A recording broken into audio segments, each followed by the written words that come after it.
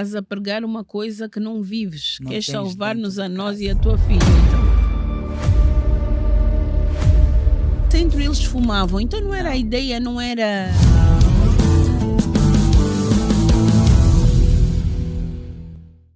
Olá, meus amores. Cá estamos mais uma vez para o nosso Sem Medo Podcast. A nossa plataforma de conversas interessantes sobre temas aleatórios. E hoje não podia ser mais aleatório. Eu não conheço a minha convidada. Mas eu já vos disse que eu sou de energias.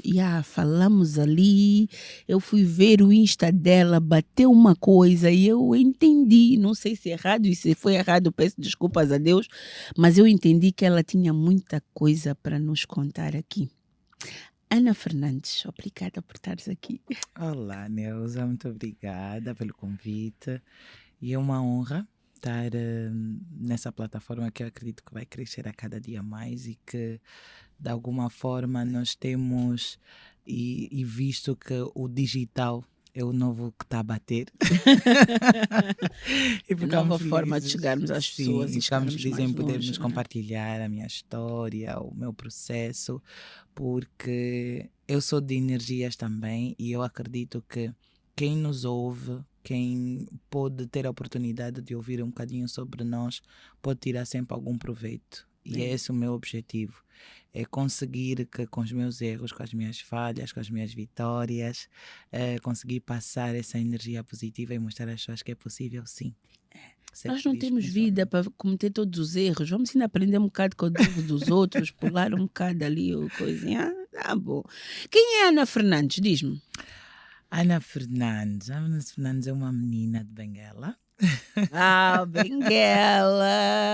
Olá, Benguela! É uma menina de Benguela, crescida, nascida lá. Os meus pais, eu sou filha de um luandense com uma cabo-verdiana.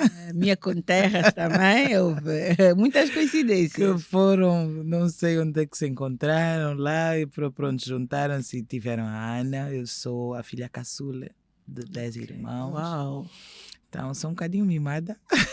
Nem precisavas dizer. Mas pronto, sou de uma família cristã, os meus pais são pastores já há muitos anos, trabalham com ajuda a toxicodependentes já há mais de 25 anos, não estou em erro, não fiz bem os cálculos, mas é aproximada. É isso que trabalham e ajudam jovens a saírem das drogas, da delinquência, tem uma instituição chamada Desafio Jovem e pronto, eu sou filha criada a ajudar, a ver os meus pais ajudar e não sei fazer outra coisa senão ajudar. E dito isso, é o que eu faço hoje. A psicologia, eu digo que a psicologia me escolheu, não fui eu que escolhi, porque eu estava num curso totalmente diferente. Eu sou técnica média de construção civil. Uau! Mais licenciada. Recalcular a rota bem grande. Bem difícil, porque foi aí que eu encontrei o sentido da minha vida e eu percebi que eu nasci para ajudar os outros. Então é a minha função. Deus me mandou para aqui, para a Terra, para isso. E se eu não fizer isso, eu acho que não sou feliz. Não acho, eu tenho a certeza. Eu não sou feliz quando não ajudo alguém. Então, quando digo ajuda, é em todos os sentidos, sentido emocional. De hoje estamos aqui para conversar e partilhar a minha história. É uma forma que eu acredito que eu estou a ajudar alguém, porque ouvindo e entendendo tudo o que eu passei, o processo, como foi, a pessoa pode se identificar e aí mudar a vida, salvar a sua vida. Então, eu acredito que quando nós nos referimos muito também em ajudar os outros, é contribuir, dar um pouco o que nós aprendemos para que outras pessoas consigam, de alguma forma, não passar por tantas situações que a gente passou. Pouco com Deus é muito, já se diz, não é? E eu acredito, eu digo sempre aqui, que eu acredito que o nosso propósito é comum, que é crescer e contribuir, amar ao próximo como a nós mesmos e a Deus acima de todas as coisas, como cada um de nós. Mesmo às vezes alguns próximos sendo difícil. Mas temos que amar. Eu acredito cada vez mais que Deus, onde Deus nos planta, é porque há alguma coisa que nós temos que fazer. E estas dificuldades, às vezes, dos nossos próximos se calhar nem tem nada a ver com o próximo, tem a ver conosco. É aquilo que nós precisamos trabalhar em nós para poder dar o salto. Eu a caminho de Luanda vim a ler um livro, A Dinâmica da Personalidade, e que tinha uma frase que falava muito sobre isso, que Deus nos faz passar por tribulações para a gente aprender a lição. Exatamente. O estado emocional que nós estamos muitas das vezes impede da gente perceber que daquela situação complicada é para tirarmos uma lição. Exato. E só quando ou já ultrapassamos ou já passamos é que a gente olha para trás e diz, ai meu Deus, eu não precisava de estar tão esgotada, não precisava de estar tão frustrada, porque afinal passou. Mas se calhar foi também, vamos ressignificar isso. Foi a tua frustração, foi o teu desespero do momento que te trouxe até aqui. E então aprendeste alguma coisa com isso, e se calhar graças a esse aprendizado tu dizes, já não preciso passar por isso. Já não é necessário. Agora vou fazer diferente. Não importa a dificuldade, não importa os obstáculos. O processo. É exatamente, viver o processo. Mas Ana, diz-me, pelo que tu passaste? Parece ser uma história também não tão fácil. Bem, a gente vê esse risão hoje, muito lindo. Não imagino o que está por trás disto. Por rir, eu não consigo ficar sem rir. Eu digo sempre assim, eu até a chorar eu estou a rir às vezes. Bem, começou aos 14 anos. Eu gosto de começar por dizer e explicar que olha, lembrei-me agora, eu vi isso num vídeo teu. O reconhecer quando nós somos privilegiados. Eu fui uma criança privilegiada. Uau. Então não posso dizer que passei necessidades ou coisa assim parecida, porque não. Tive uma mãe empresária que de alguma forma não era rica, mas que nunca faltou nada lá em casa e sempre tivemos algum conforto mediante a situação até que o país estava na altura. Mas aos 14 anos eu acabei me envolvendo com drogas. Uau. Mesmo tendo pais que trabalhavam com jovens e ajudavam jovens. Aí começa esse conflito que os meus próprios pais hoje, quando nós conversamos sobre isso... Eu fiquei arrepiada. A complicação toda começa por aí, porque tendo pais que já trabalhavam, eu na altura, quando os meus pais começaram a trabalhar, eu tinha acho que provavelmente uns 5 a 6 anos. Então eu já nasci, desde que eu me conheço como gente, que eu os vejo a trabalhar nesta área. E a minha mãe hoje diz que eu fui uma das causas que quase ela desistiu de não ajudar e de não trabalhar para essa causa, porque ela via que tinha uma filha ali e não entendia o porquê que Deus... Olha, voltamos lá. Por isso é que arrepiou, a sério. Porquê que Deus estava a permitir que eles passassem pela aquela situação. Então, aos 14 anos, eu conheço o mundo das Como é que tu drogas. entraste para o mundo das drogas? Curiosidade. Porque estavas naquele meio, ouvias falar... E eu queria saber como é que é, qual era a sensação. Eu sou uma pessoa muito curiosa, infelizmente. E às vezes essa curiosidade, quando não bem direcionada, nos leva para caminhos errados. Mas tu não vias os problemas daqueles jovens? Eu via as consequências, eu via os problemas que os jovens enfrentavam, o que a família passava quando eles estavam em estado crítico. Eu tinha essa noção e essa realidade, até porque eu sempre fui uma menina muito precoce, se calhar por ser filha caçula, crescer no meio de irmãos já um bocadinho mais adultos. Então acabei de alguma forma crescendo muito mais rápido com relação às outras crianças da minha idade. E mais uma das coisas que eu hoje já naquela altura, é lógico que eu não sabia, é que também o ambiente em si e as dificuldades que eu passava com a aceitação, porque eu sempre fui muito grande, que eu era chamada gordinha na escola, que eram os nomes pejorativos, que era baleia fora d'água, era muito bullying na escola, tinha a questão também de eu pensar que a pressão que os meus pais faziam para eu ir para a igreja, para eu andar nos caminhos certos, era algo que estavam a tirar a minha privacidade. Quer dizer, de alguma forma eu me achava adulta demais, que eu não queria obedecer, que eu não queria ir para os caminhos que me eram direcionados e eu queria fazer as coisas à minha maneira.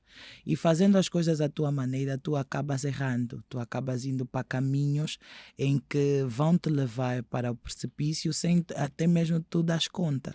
Ana, diz uma coisa, tu tinhas uma relação próxima com os teus pais, de carinho, de amizade, de conversa, tinhas? Muito. E isso é uma das coisas que acho que mais afetou os meus pais. Porque, por exemplo, meu pai é muito meu amigo. Nós somos muito cambas ou muito best, não é? E os meus pais não percebiam o porquê que eu estava a agir e a fazer as coisas daquela maneira.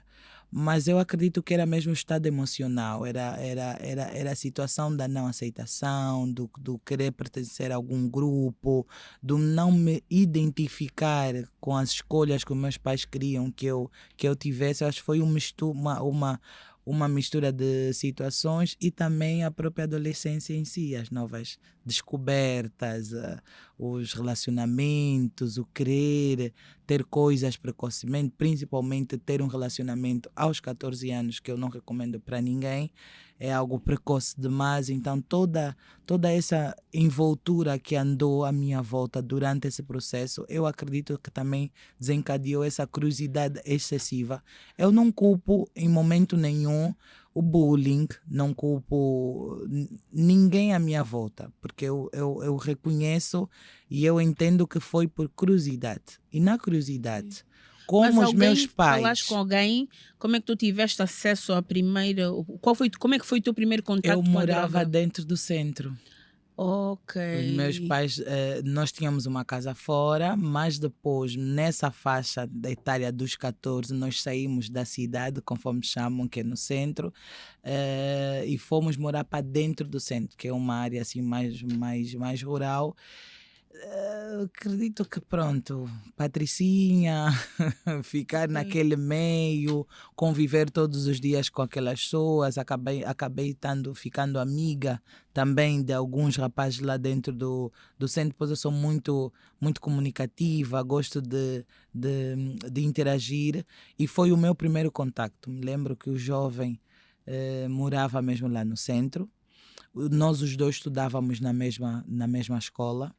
E ao ir passear, assim saímos à tarde, que é para ir, acho que fomos à casa de um colega, se não estou em erro, para grupo de estudo, e começaram a enrolar.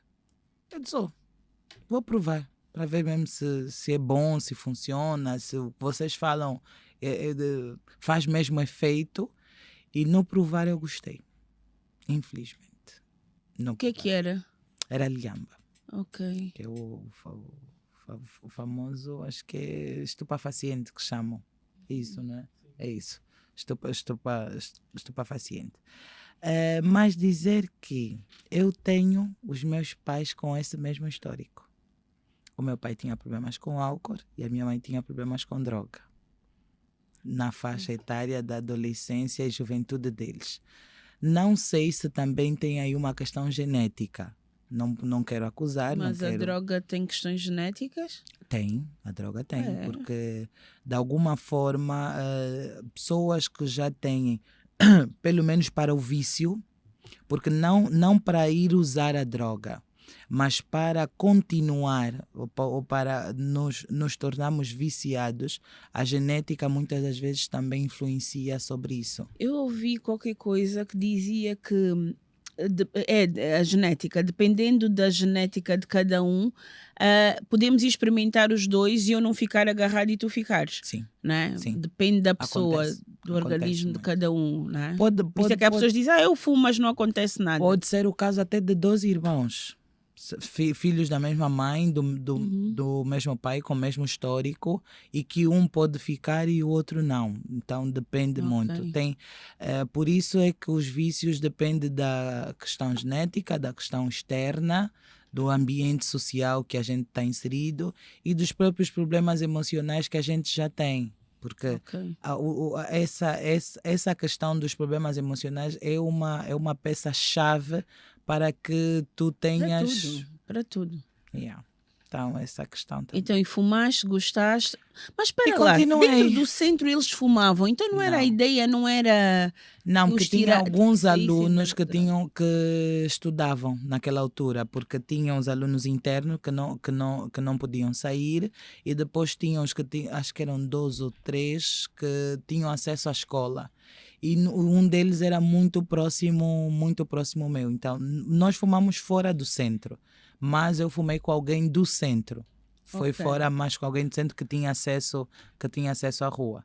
E daí gostei, comecei a usar. Depois de algum tempo comecei a mudar, a usar já outras drogas, porque isso é um processo. Tu começas com uma, depois vem outra, depois vem outra. Que isso foi dos 14, provavelmente, até aos 17. Foi quando eu tive assim um choque com a realidade, porque acabamos estando numa casa que chamam ai meu Deus, esqueci-me agora o nome, as bocas. Estávamos lá, a polícia deu uma batida, conforme chamam. Eu estou a usar aqui termos que normalmente Ok. se usa mais na rua. Deu uma batida, levaram todo mundo que estava lá dentro, porque era uma casa de drogas. E quando eu me vi dentro de uma prisão, foi quando eu dei o estalo e disse: não, acho que eu estou no sítio errado. Os teus não pais nasci até para aí não isso. tinham dado conta? Já sabiam, e eu fui presa porque eu não estava em casa. Na altura eu tinha fugido de casa. Ok. Foram momentos difíceis. Por isso é que a minha mãe diz mesmo que ela resistiu e ela continuou, porque foi mesmo Deus. Porque parecia que alguém tinha tido domínio do meu corpo. Hoje, nós sendo cristãos, nós acreditamos que, além de psicólogo, eu sou cristã.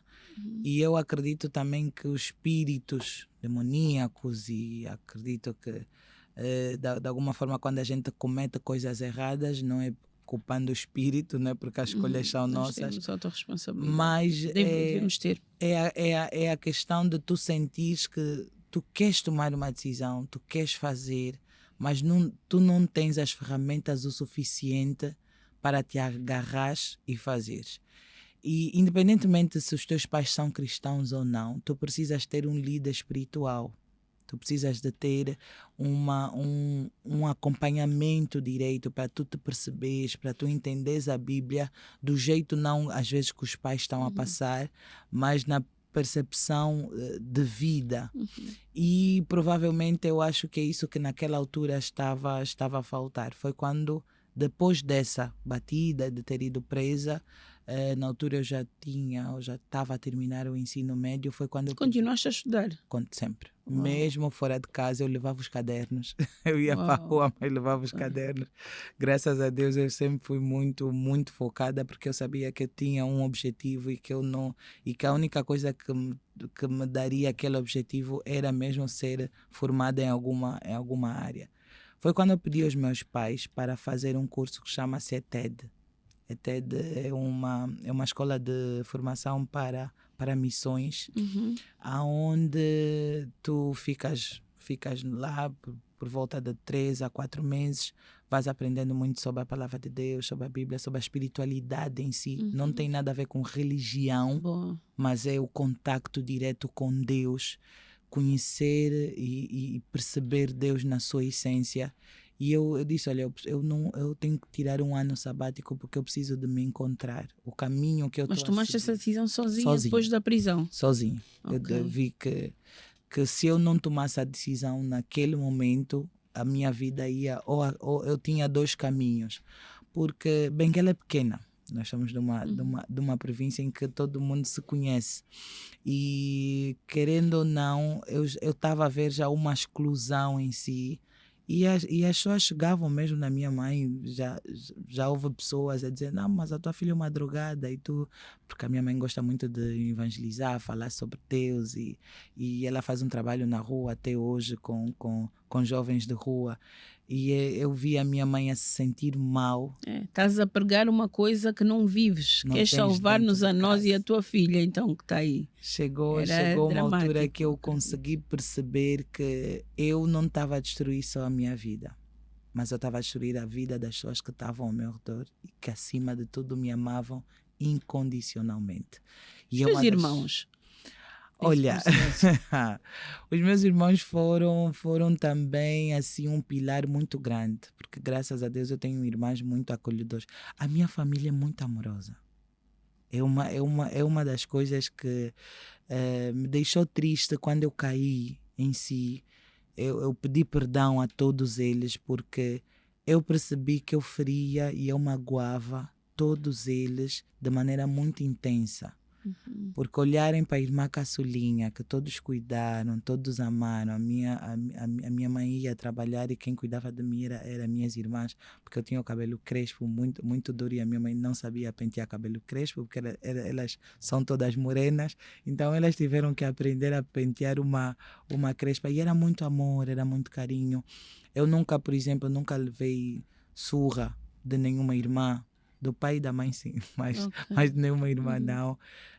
Então, eu senti que eu mexi com a fragilidade da família toda e era um cuidado muito excessivo. Se me acontecesse qualquer coisa na rua, algum acidente, se eu tivesse a passar por alguma situação e eu ligasse para algum dos meus irmãos, eles estavam aí. E muitas das vezes sem julgamento. Como é que era a tua vida na rua, Ana? Bem, eu não fiquei na rua em si. Eu ia para essas casas, porque em todo lugar existem casas que vendem droga e que o bêbado e o drogado é solidário. Tu nunca... é mais fácil alguém te dar droga e bebida do que dar comida. Existe muito isso dentro da própria dinâmica em si. Então, tu tens casas em pontos de todas as cidades do mundo ou lugares, conforme existe a Cracolândia, existem casas também, onde tu podes ir comprar a droga e passar a noite, ficar lá uma semana, porque são casas completamente desestruturadas, sem higiene nenhuma, muitas das vezes, sem, de alguma forma, saneamento básico em si, mas que tu podes ficar lá o tempo que tu... Mas estou habituada ali ao cuidado, conseguias ficar nesses sítios? É uma das coisas que quando tu olhas para trás hoje, tu perguntas, meu Deus, como é que eu consegui viver? E se eu te mostrar, ou se eu te levar, onde eu sou alta, até para entrar dentro da casa eu tinha que me agachar porque a porta era tão pequena. Era mesmo num bairro sujo, uma casa acho que era da Adobo, se não estou em erro, que a água nós tínhamos que tirar naquelas antigas cacimbas não, que dávamos assim uma bomba. Ok, sei. Chafariz, ok. E porque nem água tinha, então eram condições precárias. Como é que tu pagavas a droga? De várias maneiras. É assim, o mundo... Se não quiseres falar, Ana, pula, a ideia não é essa. Fala o mundo da droga é um mundo que nos escraviza de uma maneira tão baixa, mas tão baixa que tu acabas perdendo a dignidade, tu acabas perdendo valores que tu pensavas ou que tu pensas que nunca ias fazer ou de alguma forma cometer.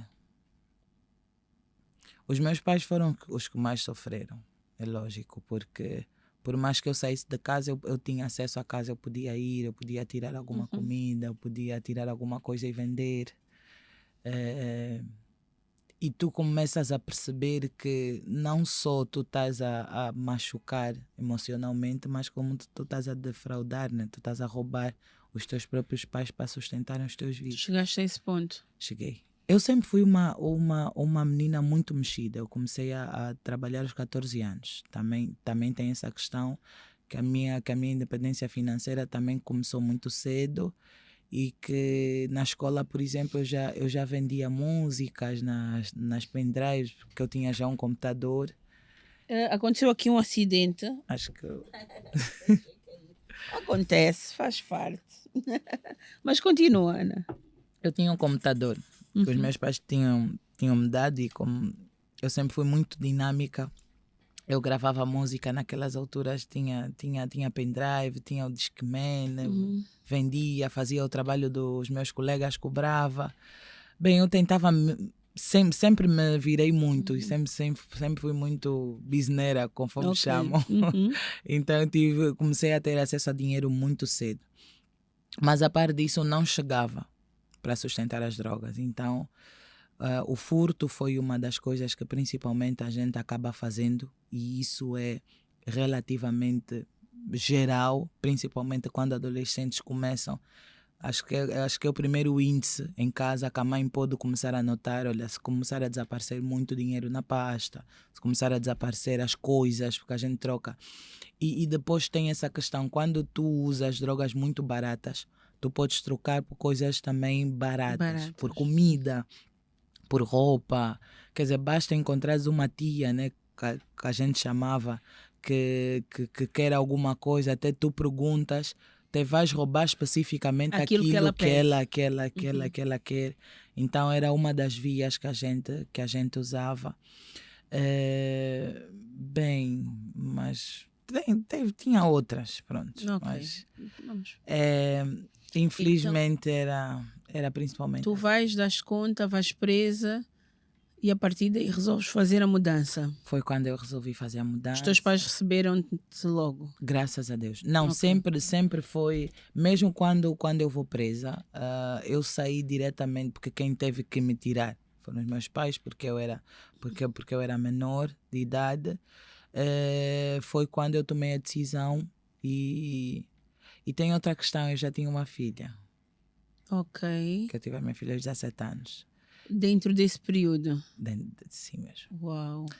E ela nasceu bem? Graças a Deus. Graças a Deus. Que é uma outra história à parte também. Ok. Então foi um dos pilares quando eu me vi abandoná-la com os meus pais. Ela nasce e tu entregas aos teus pais, graças a Deus. E vou para a minha vida. Foste. Ok, dos maus o E melhor. era uma das coisas que principalmente os meus irmãos falavam muito comigo. Tu tens uma filha, tu abandonas a tua filha, e como é que é e tudo mais. Mas era como se eu era apaixonada, quisesse mais as drogas do que qualquer outro amor incondicional que eu recebia. Eu vou para Cabinda, fico aproximadamente 5 meses. Cabinda em casa de quem? Cabinda vou fazer esse curso. O curso era em Cabinda, ok. E foi aí onde, graças a Deus, eu entendi e descobri o sentido da minha vida. Foi quando eu conheci a psicologia. Nunca tinha ouvido falar. Eu disse, peraí, isso eu passei, isso eu sinto, eu não me amo, eu não gosto de mim. Inteligência emocional, perceber a nós mesmos, autoestima, autovalorização. Eu não valorizo o meu corpo.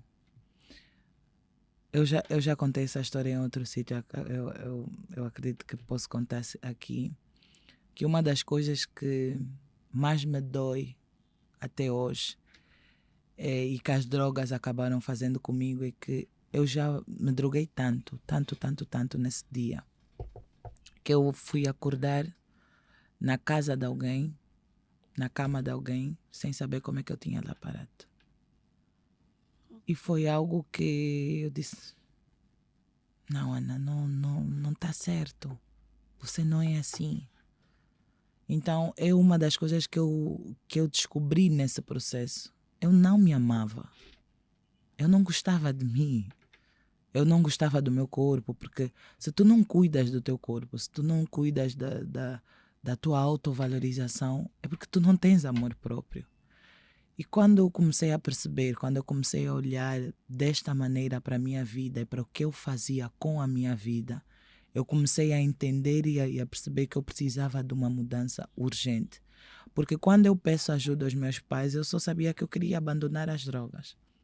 Mas o porquê, assim, nesse sentido, e de me autodescobrir, eu fui entender nesse processo. E quando saí desse curso, fui automaticamente fazer a faculdade. E foi assim que eu consegui me ajudar a me curar dos meus traumas, das minhas frustrações. E acima de tudo aprendi a me Foste amar. entender, foste encontrar contigo mesma. Yeah. Uau, Foi Ana. nesse processo. Estás parabéns pela coragem Amém. de contar, porque é isto que faz a diferença. Eu acredito, não sei se é verdadeiro ou não, mas eu acredito que na vontade passiva e na vontade ativa de Deus. A vontade ativa eu entendo como aquilo que Ele tem planificado desde antes de estarmos A no gente ventre da nascer, nossa mãe. A vontade passiva é aquilo que Ele permite que aconteça, não é aquilo que Ele quer para nós, porque Ele não nos trouxe para o Sim, sofrimento, sim. mas que de alguma forma nós, como não seguimos o caminho que Ele quer para nós, Ele nos Ele deixa passar permite por que isso. aconteça para que nós nos curemos, nós aprendamos e possamos com a nossa história ajudar a salvar outras pessoas. Com certeza. Portanto, quando nós passamos por essas coisas e nos calamos, estamos a permitir que outras pessoas continuem a viver. A mesma história. Porque quando nós não vivemos o nosso processo, eu entendo, pode ser errado, não sei, mas é a percepção que eu tenho hoje, que há histórias que estão à espera que a nossa aconteça para que a delas também se possa fazer. E tu teres a coragem de vir aqui hoje dizer isso abertamente, permite que outras pessoas olhem e digam, espera lá, eu posso pôr um baixo, eu também Sim, posso é possível. refazer o meu caminho. É possível. Não é? É possível. E esse tem sido o meu objetivo, tem sido a minha meta. Foi um desafio muito grande. Eu discuti muito com Deus sobre isso. Eu disse, Deus, eu não vou fazer isso. Eu não vou me expor, eu não vou expor a minha vida, me expor a julgamentos, a críticas, porque a gente sofre isso. Nós somos, principalmente sendo mulheres, contando detalhes que muitas das vezes a gente não quer ouvir, ou não quer nem... Os nossos pais, por exemplo, nem querem saber que a gente passou. E eu falava a Deus, eu não vou fazer isso. Eu não vou fazer isso. Então, ter a coragem de conseguir abrir a boca e contar é porque eu tenho a certeza que de 10 pessoas que tiverem, assim vai me fazer chorar. Não, sabes porquê? Não é esse. Sabes porquê? Eu agora entendo porquê que tu tinhas de estar aqui. Eu, ano passado, e foi também bem traumático em outubro, nessa questão do TEDx e do podcast, eu fui para o TEDx falar da minha depressão e das minhas 6 tentativas de suicídio. E sempre foi um assunto tabu, não era para falar. E até porque nós ficamos com medo de ficar... conotados. Exatamente. Eu já era maluquinha, né? A depressiva, que não ia dar em lado nenhum. Ai, perdão. Eu entendi porque que tu tinhas que estar aqui. Eu acho que é essa corrente que se tem que fazer e que o problema, há uma frase que diz, o problema não é o mal falar, é o bem que se cala. Quando o bem se cala, o mal faz a festa, vamos assim dizer. Tu imaginas quantas meninas nesse exato momento devem estar a passar por a mesma situação ou por uma situação mais complicada. E por isso é que no início, quando a gente começou, eu fiz questão de explicar até o procedimento, que eu não sou uma menina que passou necessidades, por isso foi por esse caminho. Porque eu sei que tem pessoas que não tiveram a mesma oportunidade do que eu. E que até nem tiveram escolhas. Eu tive o poder de escolha. É uma das coisas que eu peço sempre, que eu converso, por exemplo, é os pais, para não serem tão agressivos na educação aos seus filhos, para não serem tão duros. É necessário nós sermos amigos dos nossos filhos, porque eu acredito que se os meus pais não fossem tão duros, muito conservadores em algumas áreas, eu não estaria também nesse outro caminho, porque meu pai, em termos de agressividade, às vezes nos batia muito. Eu hoje acredito que os pais não têm que ser amigos dos filhos. O colocar o pai como amigo do filho, eu acredito que... E digo sempre, eu acredito, eu faço questão de repetir isso. Que é aquilo que tu acreditas. É aquilo que eu acredito, não pretendo que seja uma verdade absoluta, é aquilo que eu acredito. E acredito hoje. Amanhã se mudar de ideias também, mãe, mudei. Mas eu acredito piamente que os pais não têm que ser amigos dos filhos. Porque nós estamos a colocar-nos abaixo daquilo que realmente representamos. Sim. Sim, porque nós Isso somos a não figura significa de- que eu de não brinque com os autoridade. meus filhos, que eu não amo os meus filhos, que a gente não ria, não faça coisas juntas, não saia. Não é por aí. Uhum. Mas um amigo não tem as obrigações Que os pais que têm. os pais têm com os filhos. Não, mas quando eu me refiro é só no sentido emocional E os da ninguém dá lida aquilo com que os não tem, Ana. filhos. Os nossos pais, como é que foram educados? Eu, mesmo Ah. hoje, ainda há dias falávamos sobre isso, que é fácil dizer, julgar os nossos pais. Por exemplo, eu queria ser oceanógrafa, digo sempre isso, Uhum. e não me foi permitido.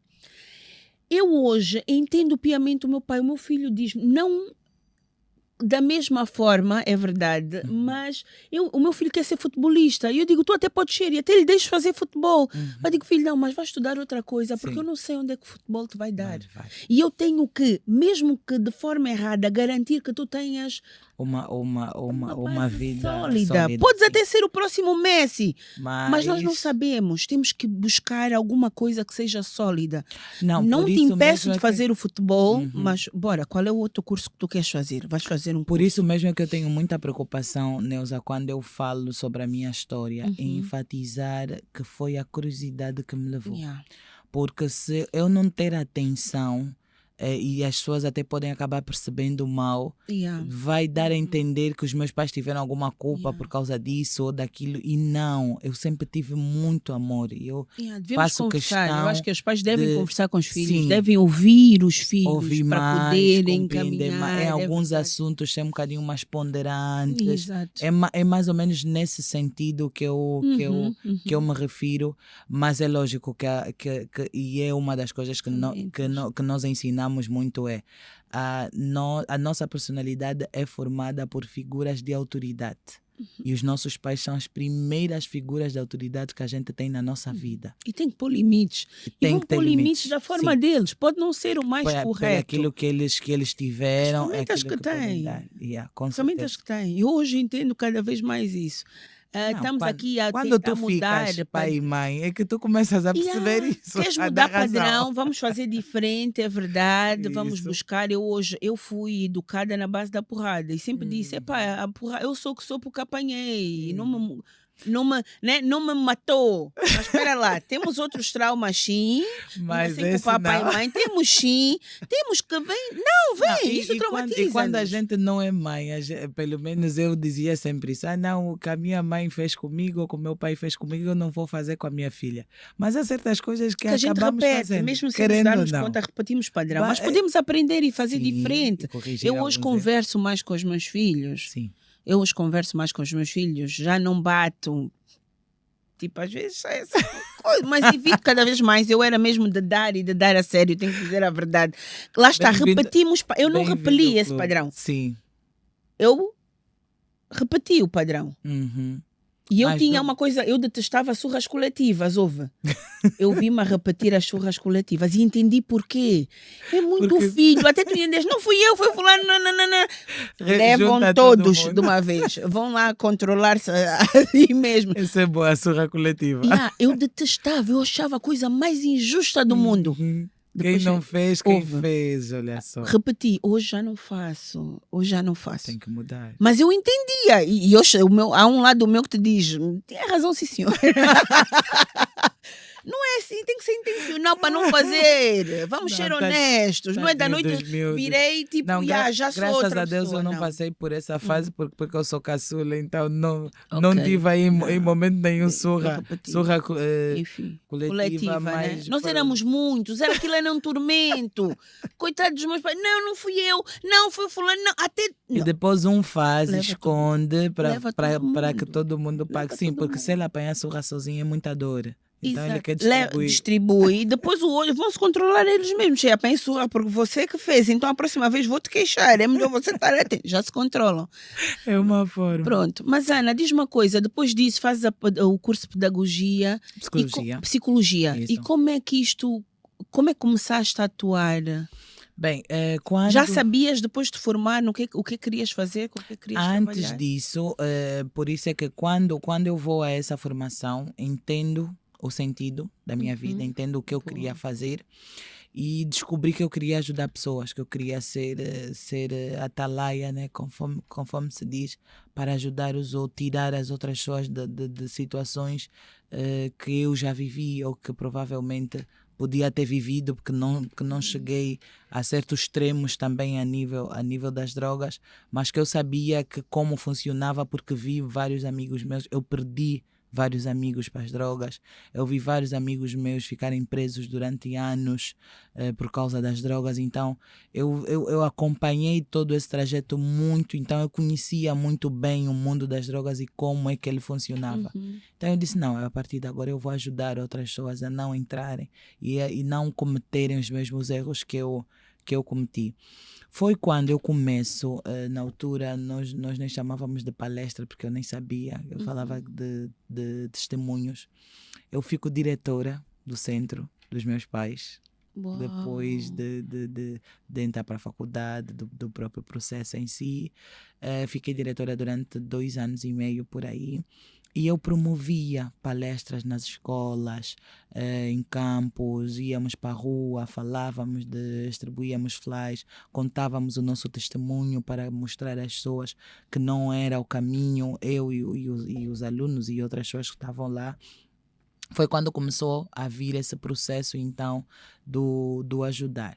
Só que quando eu termino a faculdade, pronto, surgiu a necessidade de procurar o emprego, de ter a fonte de subsistência, não é? E eu não quis ir fazer concurso público, porque eu achava que eu não ia me encaixar, porque a minha cabeça, em termos de certas situações estatais, não ia dar muito certo. Então eu disse, não, eu vou ter que fazer alguma coisa, então eu vou fazer o quê? Foi quando a minha mãe, por ser empreendedora, também porque ela foi empresária durante muitos anos, hoje é uma mulher reformada já, deu a ideia de abrir um consultório. Eu disse, mas tu és formada, se não queres entrar para o Estado, então tens de fazer alguma coisa.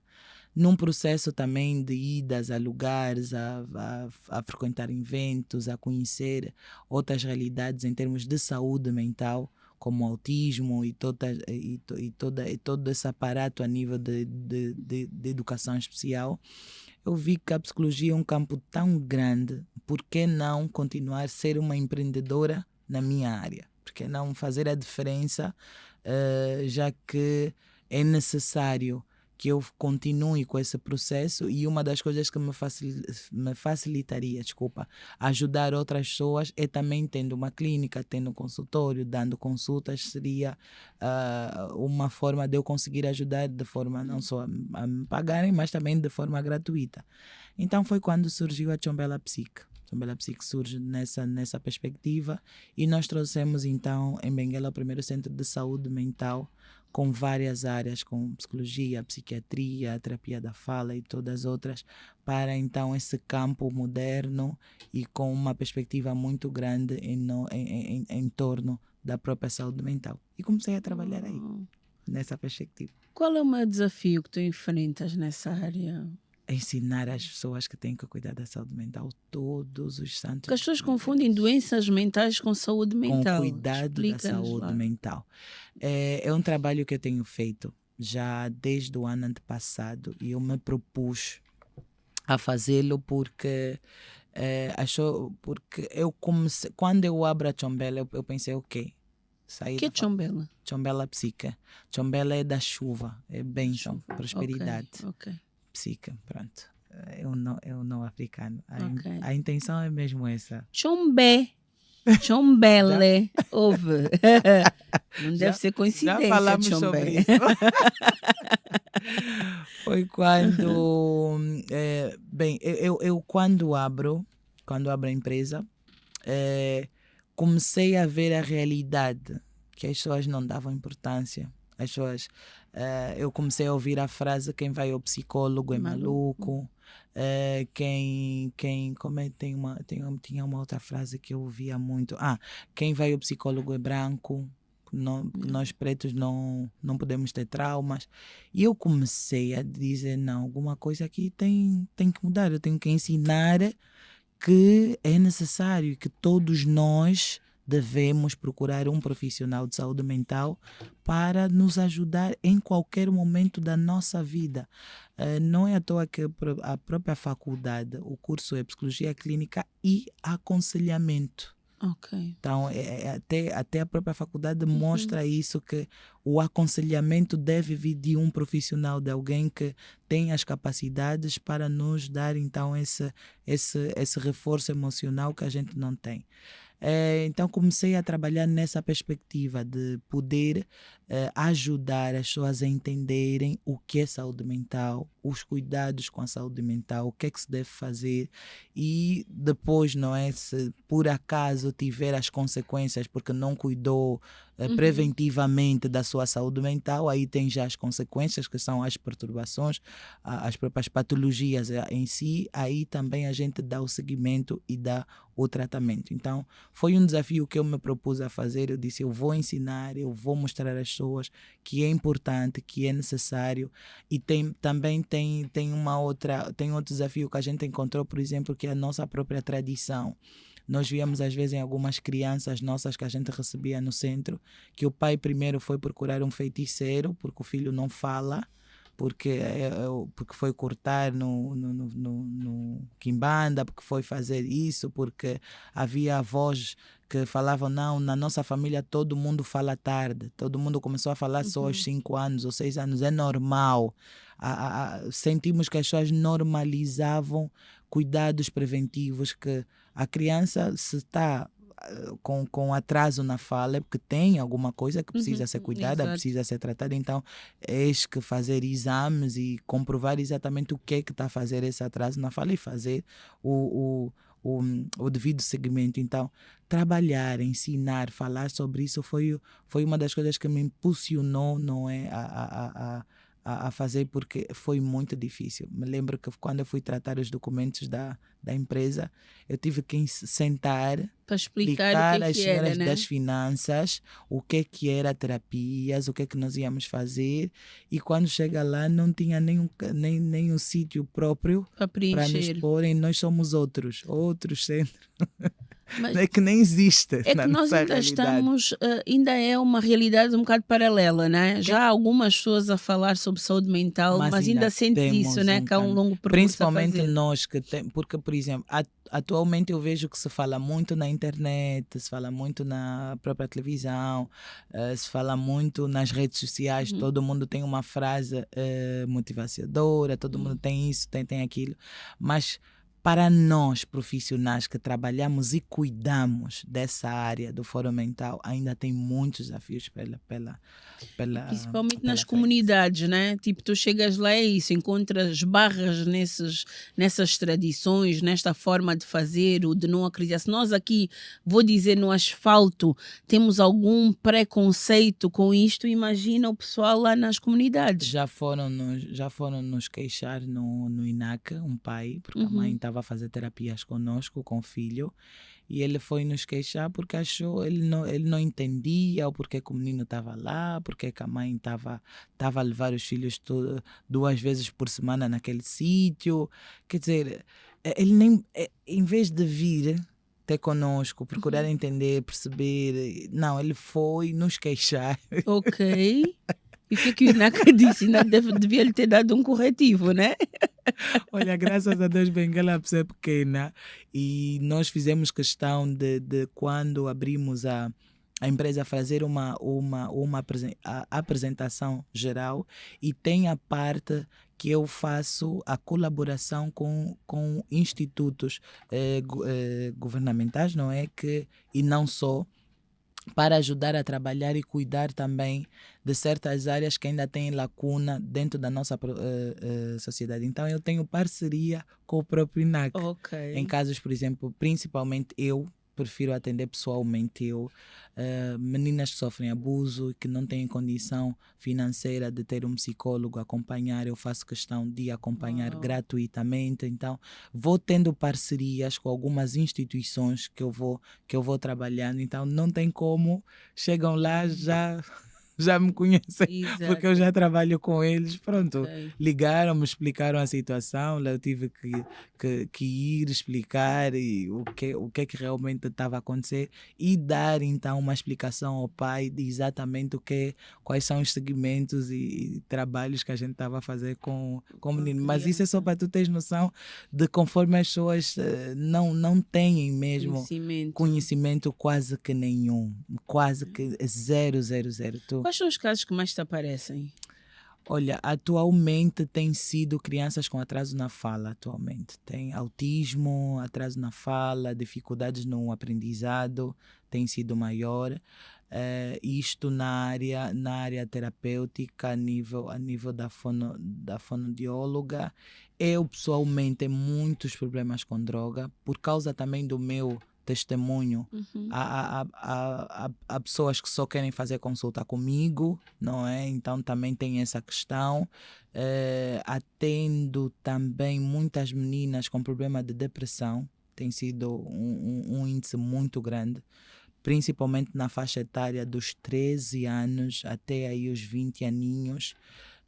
Uma ou outra, às vezes, atendo alguma mulher casada também que está a passar por uma fase dessas, mas principalmente na faixa etária das adolescentes tenho atendido, por sinal deixei uma lá que seria hoje até a marcação dela. Então, mas quais são as causas que tu vês por trás disso?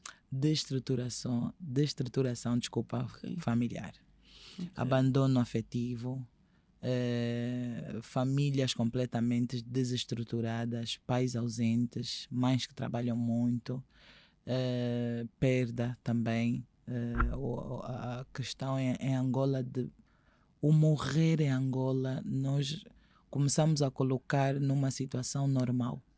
Hoje a gente ouve uma morte em Angola, é normal. É normal. É Já nos normal. acostumamos. Sim. A questão é essa. E para a nova geração não tem a mesma dinâmica que provavelmente nós tivemos por causa das coisas que também passamos e temos como realidade.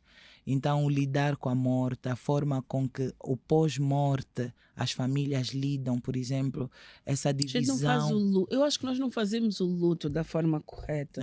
Não. E muitas das vezes nem nos é permitido. Eu passei por uma situação recentemente que eu perdi o meu bebê. E foi sobre isso. Foi de não me permitirem viver o luto.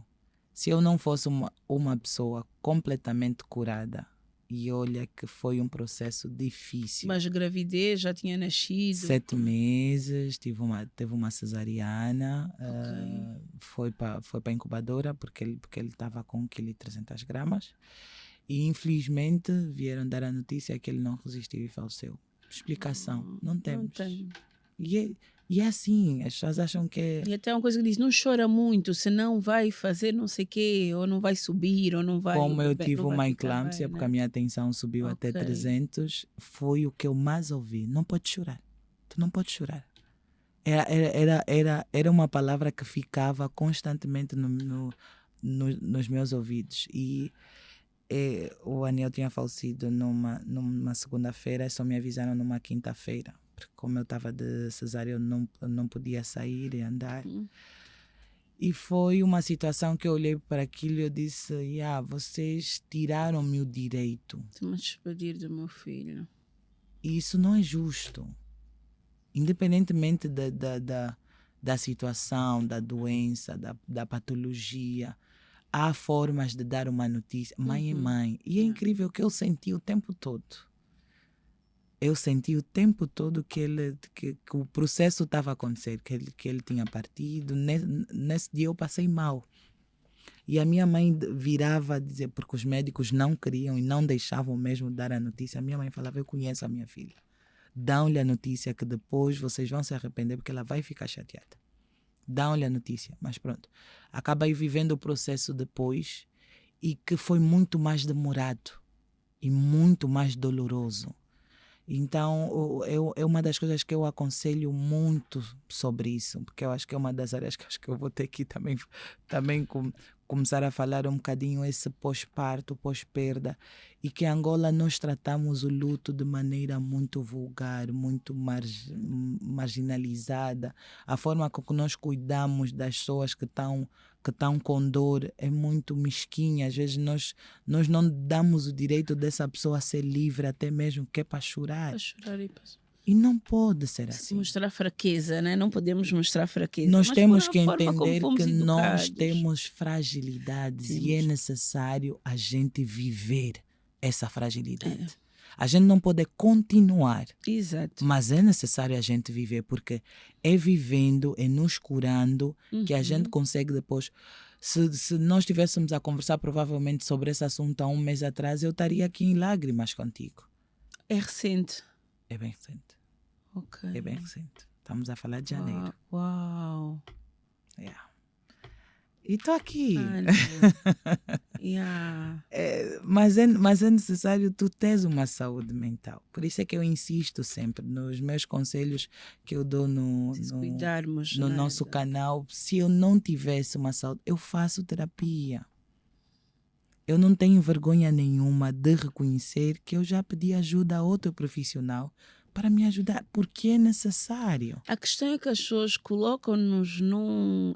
se ela é psicóloga, não pode ter problemas. Sim. Não pode ter problemas. Não, todos temos. Eu tenho, e vou repetir, eu digo sempre, não é sobre perfeição.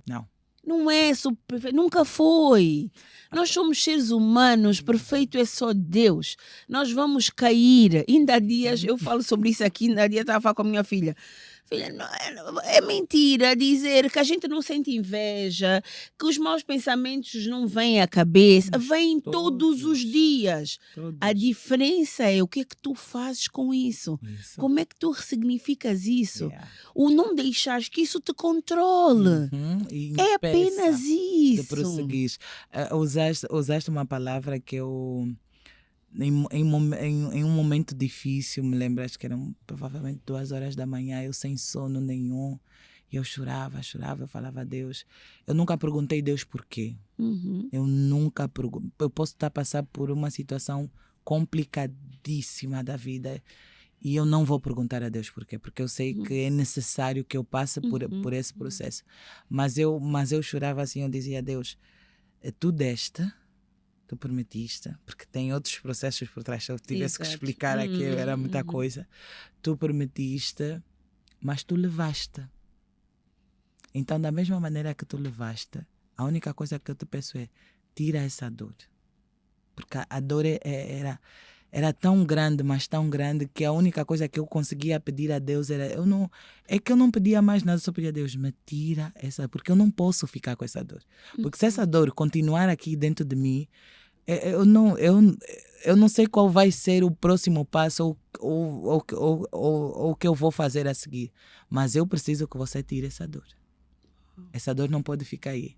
Foi quando eu veio uma frase, não sei se já ouvi em algum lugar, não quero ser eu a autora da frase, calhar sou, mas não quero ser, que eu me lembrei que diz assim, nós somos perfeitos com as nossas imperfeições. Exato. Eu olhei para aquilo e disse, é profundo, eu preciso de entender que... E a profundidade está no aceitarmos isso, tu desceres mesmo o fundo do poço e entenderes que tu és perfeita do jeito que és, com todas estas questões que te envolvem. E é lindo. É muito profundo.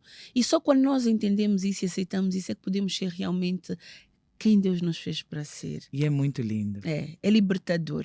Mais do que lindo, eu acho que é libertadora. Né? A partir do momento que tu sabes que não tens que buscar essa perfeição, não tens que provar nada a ninguém, tens que ser o melhor que tu puderes ser.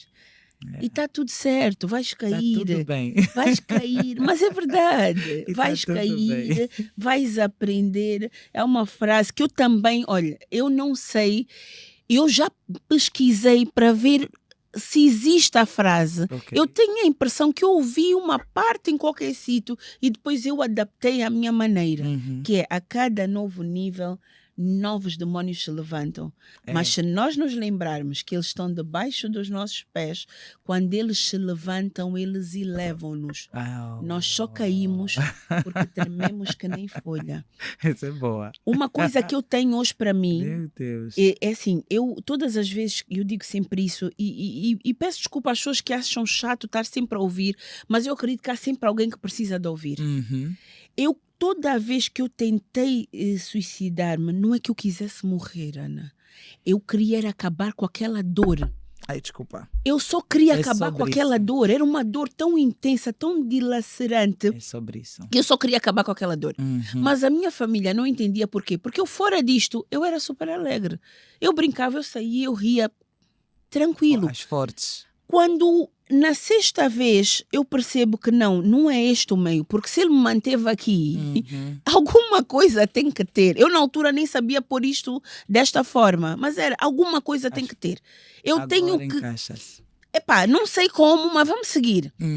E hoje, depois de eu ter começado a fazer inteligência emocional com a Febracis, e mais uma vez, eu quase todos os programas falo da Febracis, porque Ora, tirando a provavelmente base. Alguém precisa de ouvir Exatamente, a base que eu tenho da minha família, do meu pai, eu ainda há dias fiz uma coisa por causa agora. Do Dia do Pai. do Dia do Pai, que é mesmo meu herói, sem capa. Meu herói imperfeito, mas não podia ser melhor. Eu tenho mesmo um super pai. Mas também ir encontrar a Febracis e fazer inteligência emocional e fazer o método CIS e saber realmente quem eu sou, me tirou desse lugar. E hoje, quando eu estou desesperada, lá está, eu não pergunto porquê. Eu pergunto, o que é que eu tenho que aprender de Deus? Qual é o próximo passo? Qual é o próximo passo? O que é que eu ainda não aprendi que eu tenho que viver isto? Então dá-me sabedoria para eu entender e poder dar o salto. E eu acredito que é isto que me... Não estou a ver nada, Tchombé. Estás-me a mostrar uma coisa que eu não vi o que é. Já! Aqui é assim, estou sempre a dizer, nunca passou, ainda não dei conta do coisa, Tchombé. Mas enfim, aqui é mesmo real, Ana. Aqui é o que acontece. A gente Na hora. segue. Mas eu sinto que o que me segura hoje, Ana, é esta certeza de que eu sou filha amada de Deus e de que Ele tem um propósito mesmo na minha vida. Eu estou aqui para cumprir a minha missão até o dia que Ele determinar que Chega, está na hora de... Então vamos descobrir. Mas, Neuza, esse que é o verdadeiro sentido da vida. Quando nós encontramos alguém que está a passar por uma situação de depressão e que pode ir levar-se para a tentativa de suicídio, nós temos que perceber se essa pessoa entendeu qual é o sentido da sua vida. Porque não percebeu. Porque quando nós temos uma direção, quando nós temos um foco, quando nós entendemos para que a gente existe. Por isso é que eu falei lá quando eu estava a explicar sobre o meu processo. Eu tive que perceber para que eu nasci. Tem uma música brasileira que fala sobre isso, né? Para que eu nasci, para que eu existo, para que eu estou aqui. Porque quando tu entendes e tu tens esse sentido, tu sabes que Deus me colocou aqui na terra para eu fazer isso, e eu tenho que fazer, por mais difícil que seja. Por mais tribulações que tu passes.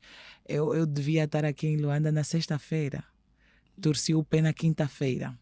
E todo mundo disse, meu Deus, mas tu estás doente? Eu disse, eu não estou doente. Eu tive um pequeno percalço, eu tenho que adiar a viagem. Eu chego a Luanda na quarta-feira.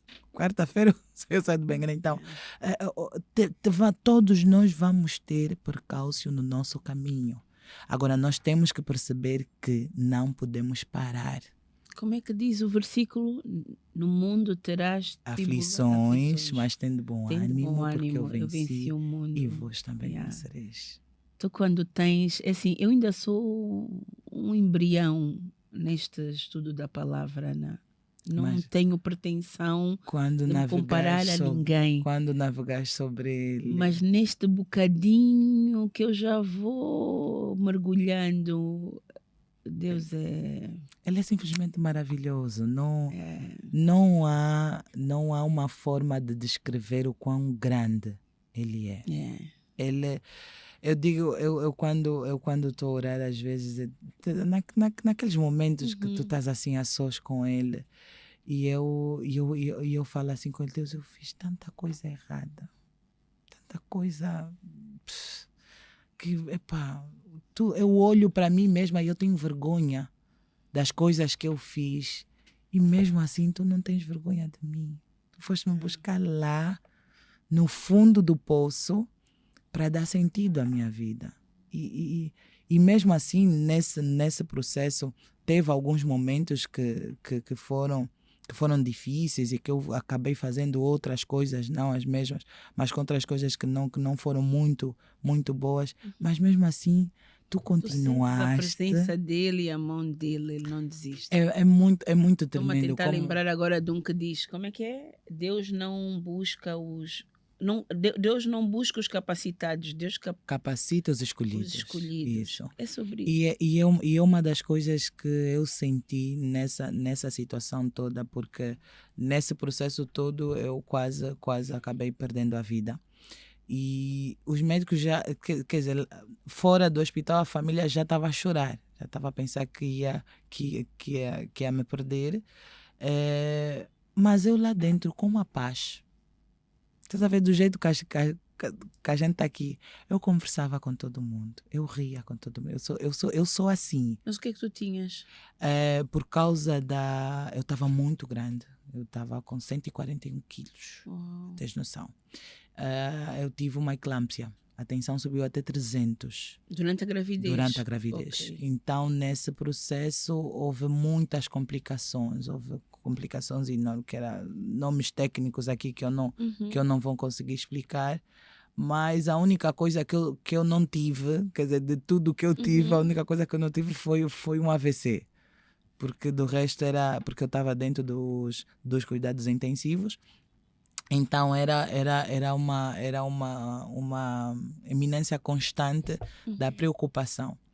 E me lembro que quando eu entrei no hospital numa quarta-feira, e eu virei para a minha mãe e disse: mamãe, assim, não assina um termo de responsabilidade se os médicos quiserem me levar no bloco, porque infelizmente este é o meu segundo a ir embora. Já tinha perdido alguns anos atrás e acabei perdendo esse de novo.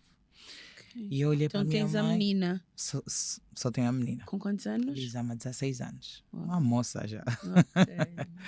Então eu olhei para a minha mãe e disse: mãe, por favor, não assina termo de responsabilidade nenhum para eu entrar no bloco. Eu estou bem, vai ficar tudo bem. Quer dizer, eu estava a falar estou bem, porque eu me sentia bem, eu sentia uma paz dentro de mim.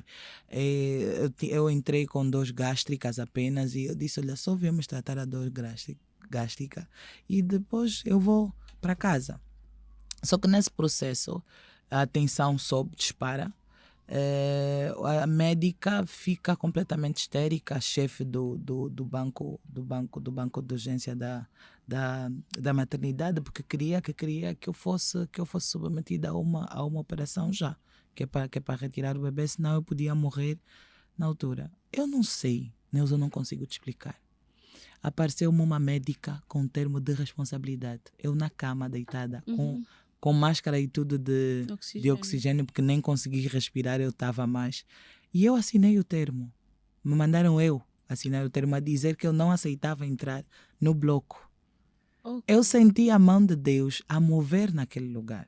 Porque uma pessoa com 300 de tensão, e quem é médico ou entende bem da área de saúde, sabe que nós estamos a falar do pico dos picos, que eu podia ter tudo e mais alguma coisa ali. E eu assinei aquele termo. Quando a médica entrou, viu aquele, ela ficou transtornada. Disse: essa miúda é maluca. Não pode, ela tem que entrar no bloco. Mas até tu nem estavas em condições de assumir essa responsabilidade, né? Os médicos nem deviam não deviam nem ter me entregado isso. Normalmente quem assina isso são os familiares. É a família. Alguém veio e me entregou. Para ver como é que Deus faz as coisas. Porque a minha família lá fora também estava muito agitada. Mas eu e a minha mãe calma e serenas. Eu orei e disse: mãe, por favor, não deixe entrar no bloco. Eu não consigo te dizer onde é que eu tirei aquela certeza. Mas eu tinha a certeza, se eu entrasse no bloco naquela hora, alguma coisa de ruim ia acontecer comigo. os médicos conseguiram baixar a minha tensão. Depois de 3 dias, indo fazendo ecografia, vendo se o bebê estava bem, eu entro, o meu pai entra e conversa comigo. Eu disse, tá bem, pai, agora eu estou preparada para entrar no bloco. Ok. Baixar a minha tensão até 16, de 300 eu Uau. baixei até de 30, baixou até 16, entrei, a operação correu tudo bem, sem complicações nenhuma. Mas agora reflete comigo, Neuza. Se eu tivesse entrado no bloco naquele dia, com a tensão, o pico que essa tensão estava, eu sairia daquele bloco viva? Em termos médicos, eu não sei Não. dizer. Não sairia. Não, eu conversei com vários e vários médicos e eu não sairia viva daquele bloco. Porque a não se minha po- atenção... Então, qual é o procedimento Mesmo correto quando tem que baixar a tensão o mínimo possível. Para as pessoas perceberem porque é que eu estou a enfatizar muito isso. Uma tensão normal de um ser normal, ser humano normal, tem que ser 12. 12, 8. Minha baixa vai a 8, 10. Quem 6, tem 10. menos que isso é porque tem Eu tenho tensão tensão baixa. Tenho. Mas o normal, e que também podes ter outras complicações, mas o normal é que estás saudável. 10, 11. Para mim é 10, 11. É 12. 15 para mim já é muito alta. Tive um treco porque chegou aos 15. Chegou aos 15. Há pessoas Então, que vivem para com as os pessoas 15 entender, tranquilamente. eu vivi com os 15 durante muito tempo, sempre, sem problema nenhum. Então, nós quando estamos a falar já do 15, 16, 17, 18, 19, 20, 30... Mas é 30 ou 300? Tu disseste 300. Não, quando a gente fala 300 é já aquele O último 30, zero. tirar o Sim, zero, tirar exato. o zero Okay. é 30. Exato. Ela chegou até 30. Ok. Quer dizer que é o pico dos picos que... Tem médicos que eu já conversei que não conseguem entender como é que eu estou viva. Fruto disso, eu tenho hoje uma lesão no coração, porque a tensão subiu, disparou tão rápido que eu fiquei com as consequências disso. Também tem essa questão. Só para ver o quão grave foi o quadro. Eu tomo medicação hoje muito pesada, com a idade que tenho, nem consequências das drogas também. É mesmo para falar? Tens problemas em dizer a idade? Não. Eu só tenho 30, 43. Eu só tenho 32. Faço 33 agora em junho. Não me faz rir assim, por favor. A cara que tu fizeste. Calma. Sou mais velha, hein? Olha, eu não sei se é a minha história que é pesada velha. demais. Já viveste muita coisa rápido demais. Dá Uau, nisso. então daqui para frente agora né, a gente ouve essa história toda. E não, normalmente me dão sempre com mais. Calhar é o corpo também, porque eu sou grande. Quando é que tu faz anos? Eu sou dia 6. Será que calha uma terça-feira, dia 6? A empresa faz anos dia 4. Também de junho. Quando é que terça-feira? Dia 4? Então estamos a celebrar o quê? Aponta já aí, dia 4 de junho. Chombela Psique. A Chombela Psique. 3 aninhos. E 2 dias depois... Vamos falar sobre isso. Temos que falar sobre isso. Então, hoje estamos a comemorar o aniversário, os 3 anos da Chombela Psique. E daqui a 2 dias o aniversário da Ana. Não, mas olhando para essa história, tu não tens uma cara assim de pessoa mais velha, não tens. Mas é a história mesmo, é muito pesada. E a gente vê uma pessoa que viveu isso tudo, já está a pensar que houve. Já está no fim. Idade, já viste, tens muita coisa ainda para viver. Eis a razão de não parar. Tens muita coisa ainda para viver, houve. Ainda Deus bem. moldou ali numa coisa para te preparar. Agora é só subir. Agora é só subir. Olha, há dias eu virei para alguém e eu disse assim, eu já passei por tanta coisa, por tanta tribulação, que agora eu estou à espera da minha bonança, porque Deus promete exatamente. isso. Não, agora é só somar. Foi um processo. Quer dizer, tu vives muito preconceito, ainda quando as pessoas sabem da tua história, ainda tens pessoas que te colocam ali naquele Olha, lugar? eu já passei mais por isso, Só da acredito. família? Não, da minha Não. família, graças a Deus, a minha família é de muito bem resolvida Uhum. com relação a isso. Até pelo contrário, minha mãe, acho que é a minha maior fã em termos dos meus trabalhos. Ela distribui para todas as amigas. Esse podcast vai longe. Ok. Ei, tia, estamos a contar consigo. Que ela tem paciência, ela senta, ela vai Ok. distribuir para fora do país. Amém, tia. Como é que chama a tia? Dona Madalena. Tia Madalena, estamos a contar consigo. Meu pai é menos. Ele é muito meu pai, lógico, mas nisso de É. redes sociais a minha mãe ganhou, porque eu vejo às vezes tias minhas ou amigas dela de longa data que quando me vêm na rua, do nada, tu acompanha o teu trabalho. Eu estou acompanhando o teu trabalho, porque eu faço muitos posts e mando não sei o que. Então, ela manda para todo mundo com muita paciência, graças a Deus. Então, a minha família não tem problema nenhum, graças a Deus, com relação a Como tu isso. disseste, aquilo é um meio muito pequeno, né? Sim, as pessoas mas acompanharam essa tua trajetória. Eu acabo sentindo um bocadinho de pessoas, não que as pessoas venham falar comigo, mas eu acho que é acreditar. Porque tu também tens esse problema, né? Porque pastor só é pastor na casa dos outros. Exato. Dentro da própria casa, conforme diz a gíria, não é. Santo de casa não faz milagre. Das pessoas acreditarem que eu me tornei uma profissional qualificada, que oferece um bom trabalho. Às vezes eu sinto isso, porque tem muita gente que, por exemplo, para frequentar a clínica, liga para fulano para saber se já foi atendido. Então, acho que é nisso que eu sinto, mas não tenho tido e o problema centro nenhum. da tua mãe continua a funcionar? Continua a trabalhar até hoje. A minha mãe continua com o trabalho na rua, porque a minha mãe faz um trabalho de retirar os jovens da rua. E o meu pai continua como diretor do centro. Os dois estão, quer dizer, se ajudam, querendo ou não. Mas eu acho que agora tu até trouxeste uma mais-valia para eles, porque eles afinal perceberam que os jovens dentro do centro tinham formas de chegar às drogas e isso. Esses jovens. Deu para reestruturar eu já fui ali, diretora. Não? Olha, é tipo cadeia. Cadeia não entra telefone, mas tem telefone lá dentro. Yeah. As pessoas inventam de tripa coração. E não só, à volta, porque também o centro está num local que não é muito estratégico. Quando ele foi criado estava, porque não tinha, só que ele está no bairro do Quiocha. Não sei se já tiveste. E à volta tem um mar, como é uma zona pesqueira. Então tem muito, tu sabes que os pescadores têm tendência de usar muito álcool, muita droga. E depois tem as senhoras que vendem, que algumas até são mulheres deles e tudo mais. E as pessoas não têm essa responsabilidade social. Então, como o centro está um centro com no meio e à tua volta tens toda uma estrutura que facilita.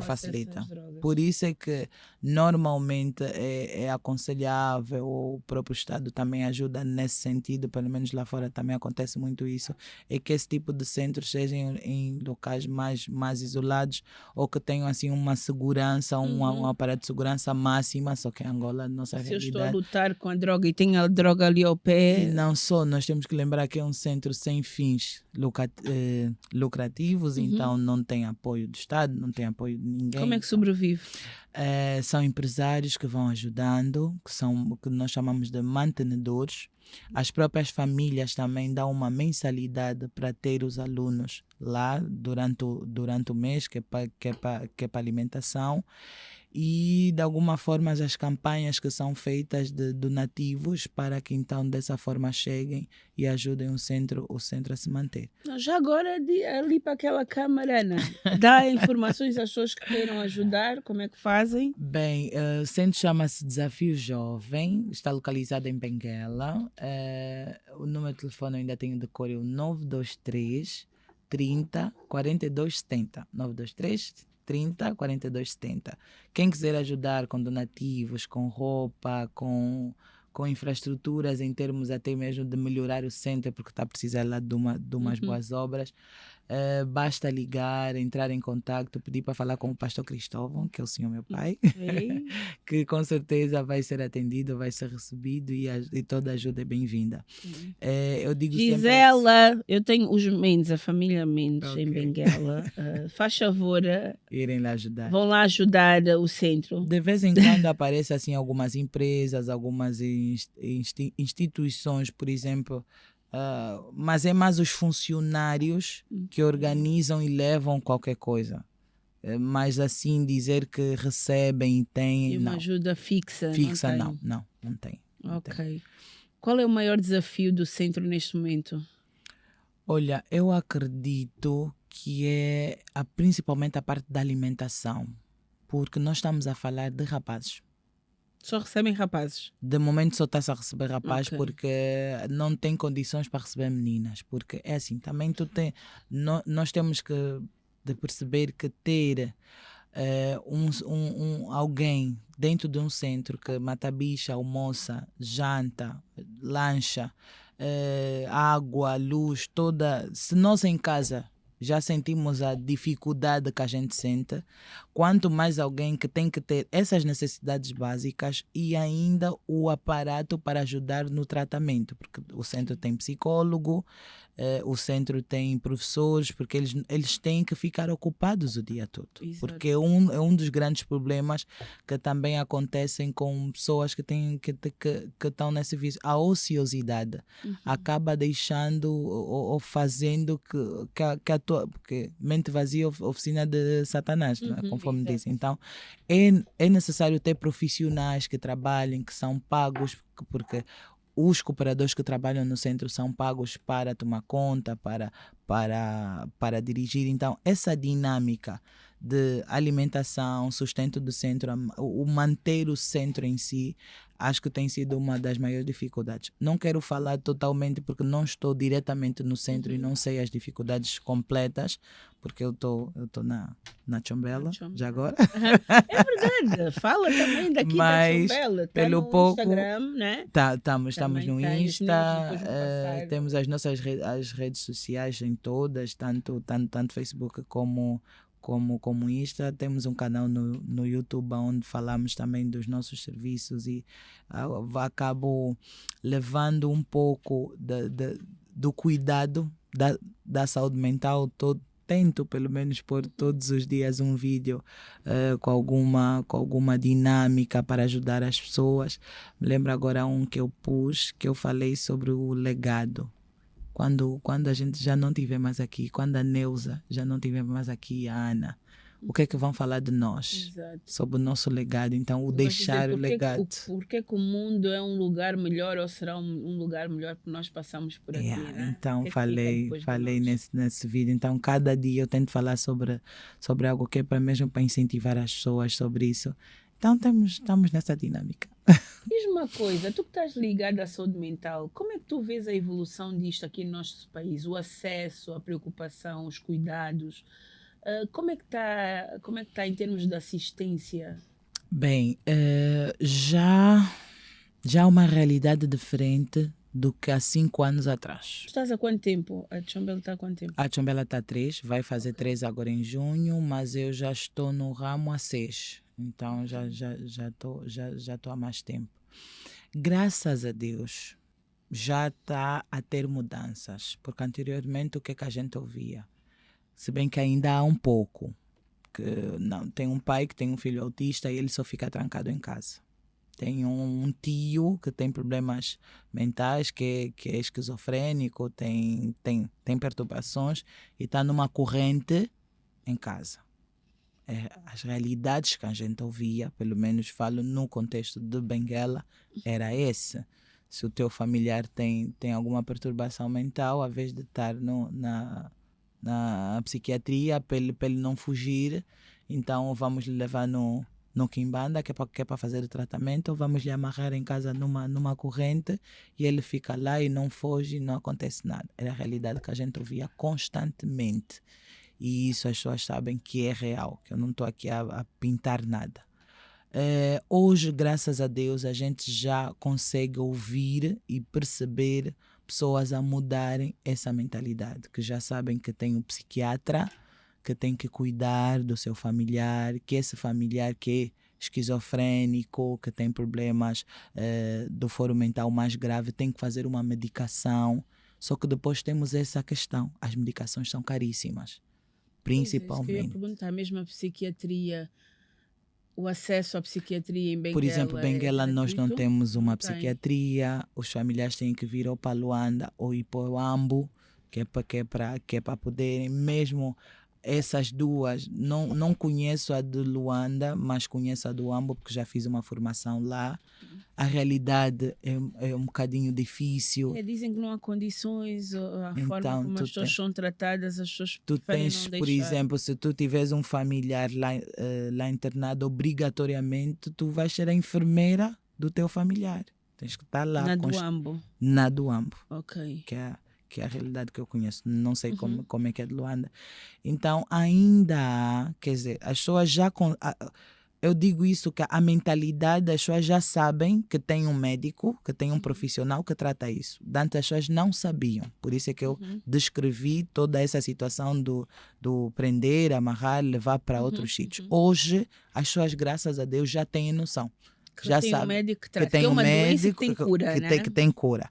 Agora, quando as pessoas procuram essa cura ou querem ter acesso a esse tratamento, aí nós começamos a ver as debilidades que o nosso país apresenta com relação a essa questão. Por exemplo, em Benguela a gente ficou quase uns meses sem psiquiatra. Não tínhamos psiquiatra lá. No Hospital Geral de Benguela. Nós, nesse exato momento, estamos sem um neuro. Como é que nós vamos cuidar de alguém que está com problema mental se nem neuro nós temos? Quem vai diagnosticar? Quem vai fazer os exames médicos? Okay. O psicólogo dá o acompanhamento. Que especialidades tu tens na tua clínica? Nós estamos com psicólogos nesses exatos momentos, porque eu tinha uma psiquiatra que nesse momento também foi para Cuba. Infelizmente estou sem psiquiatra, mas nós temos psicólogo, nós temos fonoaudióloga, que é a terapeuta da fala. Temos a psicopedagoga que cuida da área de psicologia, psicoterapias ocupacionais, desculpa. Temos o terapeuta das organizações, que trabalha diretamente com as empresas. Temos a nutrição, porque precisávamos de enquadrar, por causa do atendimento, na maioria dos nossos casos precisa para crianças autistas, para pessoas com AVC, para pessoas com problemas de álcool e droga. É necessário fazer uma consulta com a nutricionista, as pessoas não sabem disso também. E temos também um clínico geral, para ajudar a comatar e ver toda essa situação, principalmente nos casos de pessoas com AVC, que vêm para nós tratarmos a fala e também tratamos a nível emocional. Com a psicologia clínica, obrigatoriamente nós temos que ter o historial desse paciente, perceber quais são as comorbidades que esse paciente tem ou não. Então, este médico nos ajuda porque, pronto, nós temos que perceber as nossas limitações. E um dos meus objetivos a criar a Tchombela Psique é que as pessoas não precisam de sair da Tchombela para ir procurar outros serviços. Eu não quero ser uma clínica geral. Eu sou uma clínica que tem especificamente da área da saúde mental. E a área da saúde mental envolve, muitas das vezes, trabalhamos com o físico e com algumas características para nos ajudar. E a questão do emocional também. Vocês trabalham? Sim.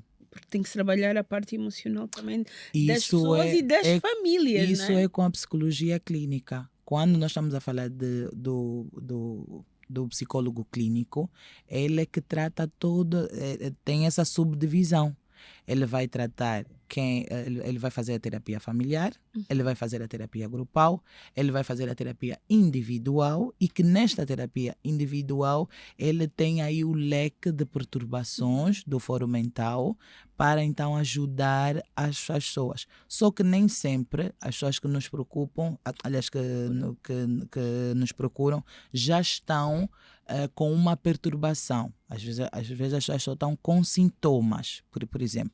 Já vão atrás da já vão, por exemplo, se tu tiveres e há muitos casos de se calhar um funcionário público ou de qualquer instituição está a dar conta com o rendimento do funcionamento, com muita dor de cabeça, tem às vezes algumas náuseas, quando chega no serviço o coração começa a ficar um bocadinho acelerado, não consegue concentrar, tem vários sintomas que a pessoa vai sentir. Faz um check-up geral, vai ao médico, não tem absolutamente nada. Com certeza essa pessoa está a nos dar índices de ansiedade, que se não ser tratada pode evoluir para uma ansiedade já com depressão, ou mesmo ser uma perturbação de ansiedade, que aí já é uma patologia.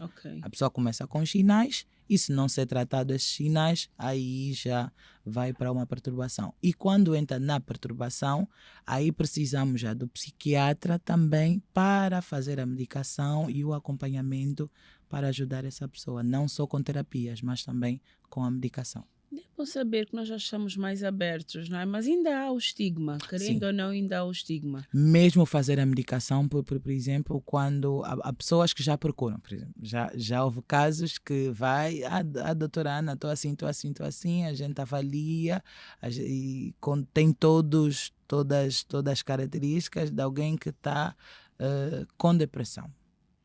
E às vezes já num nível avançado, com casos, por exemplo, já de tentativas de suicídio. Nesses casos, o nosso conselho sempre e o nosso pedido é um psiquiatra para fazer a medicação. Exato. E continuar para não desenvolver outros índices ou não perdermos essa pessoa. Quando a gente vai pôr lá o nome medicação, a pessoa muda. Não, doutora, medicamento não. A doutora faça o que tiver que fazer, me dê a todas as terapias que quiser dar. Mas até dar. ir para o psiquiatra, já aceitam normalmente que tem que ir para o psiquiatra? Aí já é mais difícil. Já é, né? Aí quando fala o psicólogo já está se aceita. Né? Mas psiquiatra não, aí já estamos Quando sabem que, principalmente, tu tens de fazer um trabalho muito grande, em alguns casos, por exemplo, de crianças que são violentadas, a gente tem que encaminhar porque ficam com muitos traumas. Em casos mesmo de pessoas com, às vezes, problemas com álcool e droga, em alguns níveis já temos que encaminhar, porque já a pessoa já não consegue largar sem o que nós chamamos que é o desmame, sem um auxílio de medicamento. Então é necessário a gente abrir agora a mentalidade para esse aspecto. As pessoas já entendem que psicólogo, ok, eu posso ir, porque também tem essa percepção que pensam que chegam lá que é só conversar conosco. Não, eu vou, que é para o psicólogo me ouvir. Não é assim que funciona. Como funciona nos filmes, né? Chega e deita-se no divã. No divã. Não é assim que funciona. Então, mais desse processo de as pessoas começarem a aceitar mais a área de saúde mental com a medicação, ainda estamos a chegar lá. Não, e a família tem que estar envolvida, a participação da família, porque não adianta pegares numa menina que sofreu um abuso e depois trabalhares com ela e deixares na mesma família adoecida sem trabalhar isso. As famílias estão receptivas a participar do processo? Uma das coisas que às vezes eu me questiono, desculpa, e confesso que me deixa um bocadinho frustrada, é que meninas que passaram por esses abusos, normalmente é dentro da família. Tem sido cada vez mais frequente. A primeira pergunta que eu faço é: a denúncia foi feita? Não. Para proteger, né? O tio continua lá. O irmão continua lá. O pai continua lá. Tu tens vivido esses casos? E qual é a revoltante. justificativa? Porque é o provedor, porque já ouvi um caso que para não destruir a família, porque a miúda foi culpada. A menor foi culpada por ter sido estava a andar abusada. com um calção muito curto em casa. Tu ouves com cada coisa desumana, e o pior é que vem de mulheres. Não vem de homens essas palavras. Mas é difícil dizer isso, mas eu vou dizer ainda assim. E as pessoas, se calhar, vão dizer: mas porque não é filho dela. essas pessoas, nós também devíamos exercer a empatia, porque também estão doentes, Ana. Então, Estão doentes. Uma Não. mulher, uma mãe, para aceitar que o marido, o irmão violou a própria filha e aceitar esta pessoa sem fazer nada, não é A preciso família fazer tá muito toda doente. esforço para perceber que está doente. a família está toda doente. O que fez os pacíficos que aceitam e que Tá muitos doente. deles demoram anos. Nós quando estamos Até a perceber falar que de aquilo casos tá como errado, esses, precisa de punição. muitas vezes é revoltante. Eu já trabalhei e tenho auxiliado às vezes, como trabalhamos também com o Tribunal da Família. E tivemos um caso que a juíza mandou diretamente, por ser amiga, também mandou e ligou, disse: Ana, por favor, a família não tem condições. A miúda, quando chega no meu gabinete, só chora. Eu não sei. É que ela, como alguém de fora, que estava aí para exercer apenas a lei, não conseguia olhar para a miúda sem chorar. Como é que uma mãe permite que o pai faça isso durante anos assim? Que vai dizer, ele vai sair, eu não tenho como sustentar, ou às vezes são pessoas que não trabalham, e nem é o ser não trabalhar, é tu teres a percepção de que realmente tens que fazer alguma coisa. Eu tenho dito também que vai levar muitos anos essa guerra das mentalidades. Nós trabalhamos a mentalidade das pessoas e as pessoas identificarem-se como seres de valor. É que muitos de nós não olham para si mesmo como tendo valor. Isso é um facto. Falamos sobre isso no início, quando eu dei conta que eu não me amava. Exatamente. E por isso é que eu me submetia a toda aquela situação. E isso acontece com essas pessoas. Não tem valor. Numa frequência muito maior do que aquilo que nós pensamos. E é uma realidade que está ao lado da nossa casa, dentro da nossa casa. Eu Dentro acredito do nosso que assim, se for a ciclo minha social. filha num momento de crise, tu vais... Mas eu até posso falar sobre isso, porque quando houve aquele caso, por exemplo, não tem nada a ver com violação, mas tem a questão das mentalidades. Daquelas meninas de Benguela, do colégio, que agrediram uma outra. Eu comentei sobre Eu isso. estava a passar por uma situação semelhante com 2 dos meus filhos no colégio. Os meus filhos tinham sido agredidos. Eu, em momento nenhum, eu me voltei contra aquela criança. Não tem O como. que eu disse, porque eram miúdos da mesma idade. O que eu disse foi onde é que estava a escola, porque é suposto ter vigilantes o tempo todo, as crianças não estarem sozinhas. E a forma como eles contam, dava tempo para ser interrompido aquele processo. Acautelado. Dava Ok. tempo. Onde é que estavam os adultos que não tomaram medidas, que não preveniram essa situação? Quando a gente entrega os nossos filhos na escola, vocês estão a ser o segundo pai. Exatamente. E foi com 2. Aconteceu. E eu, naquele momento, eu disse, eu tenho pena das 2. Porque aquela menina que estava a apanhar, a submissão com que ela apanhava, a resiliência com que ela aceitava aquela agressão, não era normal. A outra menina, com a idade que tinha, aquela violência toda, aquela agressividade toda, também não era normal. E mais do que espezinhar a menina que agrediu, devia-se pegar essas famílias e trabalhar com essas famílias. Eu falei sobre isso na altura. Eu também falei sobre E as isso. pessoas diziam, não, mas é porque não é teu filho. Não, o meu filho passou sobre isso. E em nenhum momento a escola me viu a dizer, esta criança, ou o pai desta criança. Não, temos que trabalhar. Temos que conversar com essas crianças e mostrar o porquê que isto está errado. E começar a fazer... Por sinal, eu estava aqui em Luanda quando isso aconteceu. E acho que eu estava no programa da Dicla, da rádio. Ok. Foste ao programa da Dicla. E a Dicla esteve aqui conosco também. Beijinhos. Amor. Ele é um amor. Conheci-lhe também assim, tipo tu.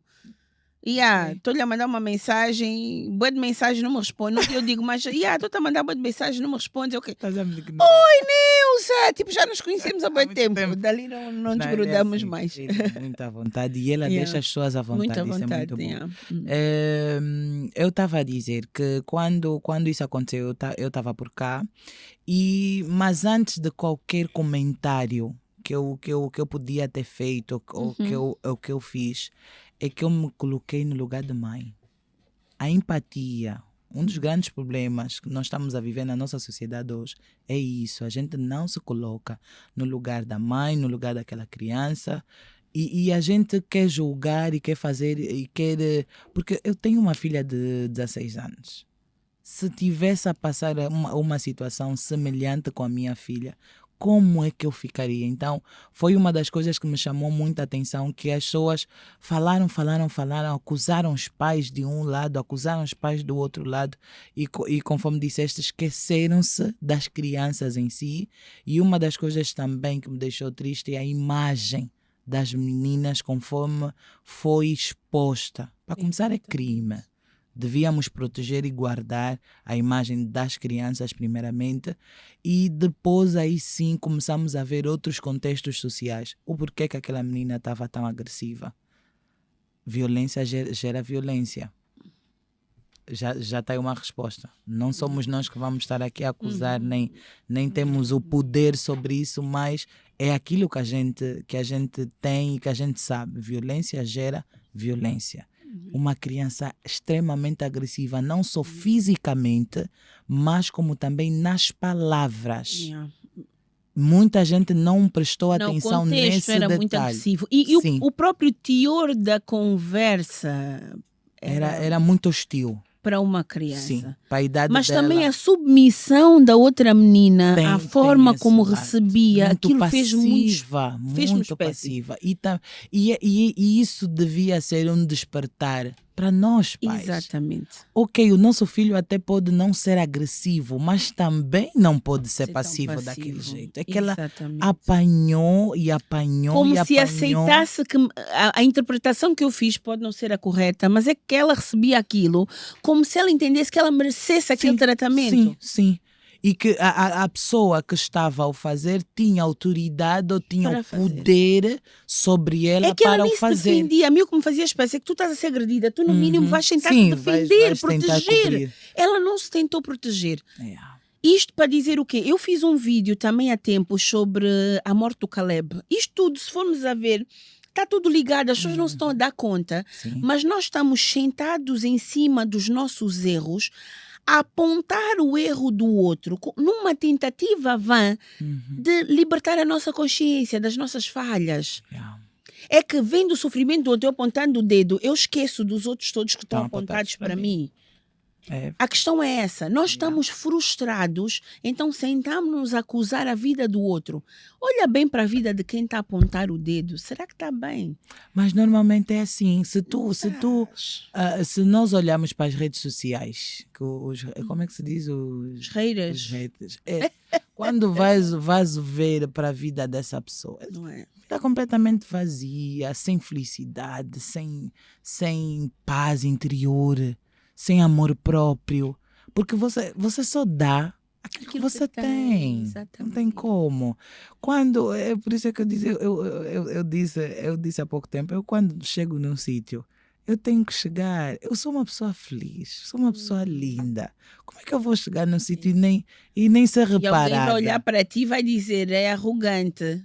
Não, só Eu tem sou mesmo consciência feliz, de si. que eu sou feliz, que ela e é eu sou linda. Exatamente. E está tudo bem. Olha, é uma grande questão que as pessoas E não têm importa a medo. tua opinião sobre ela. Tu podes olhar para ela e dizer, não, ela é feia. Não, ela tem não sei o quê. Não, ela ri demais. Não, ela mostra os dentes todos. Conforme- Ela não está preocupada com a tua opinião. Conforme se diz na gíria, não acho nada.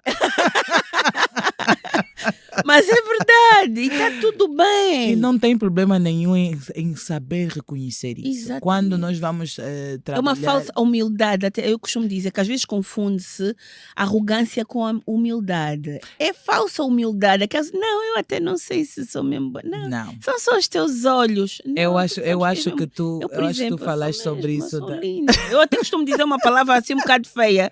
Hoje o meu pai não aceita muito bem e não entende. Mas eu ouvi acho que uma brasileira dizer isso. E não sei porque me tocou naquele momento. Dizer, eu sou uma mulher da...